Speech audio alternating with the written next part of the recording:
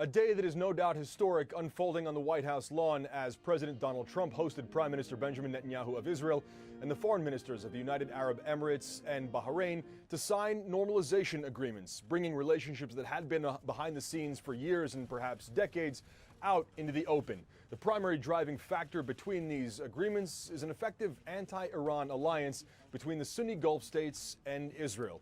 Trump and Prime Minister Benjamin Netanyahu called this a shift in the region, a shift towards peace. Netanyahu saying this was peace for peace and a result of Israel's strength.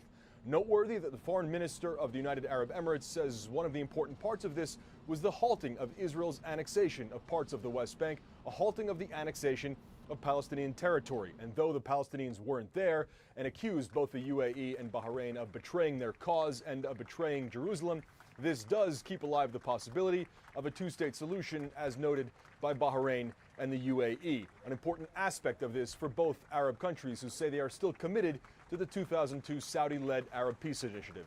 Netanyahu and Trump promising there are more countries, more Arab nations, that are waiting in line, perhaps soon, to normalize relations with Israel and bring those relations out into the forefront.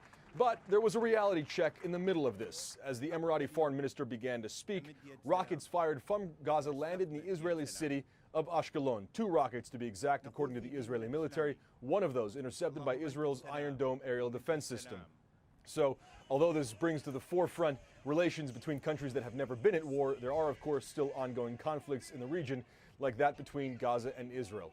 One of the big questions hanging over the ceremony was, of course, coronavirus. Israel will be returning to lockdown shortly after Netanyahu returns to the country because of how bad the coronavirus numbers are here. Perhaps the first country in the world to reimpose a general lockdown because of the situation. 4,973 new cases on Monday, a new record, according to numbers provided by the Ministry of Health. One of the key questions as Netanyahu attended this ceremony on the White House lawn: would he be wearing a mask? Would there be social distancing? Both questions emphatically no, and that could play quite poorly here because Netanyahu has hyped and stressed the importance of mask wearing and of social distancing, 2 things notably absent at the White House ceremony. Very quickly, Netanyahu will have to pivot from the celebrations in Washington to the domestic situation here, high unemployment, ongoing protests, and that second general lockdown looming just a couple of days away. Oren Lieberman, CNN, Jerusalem.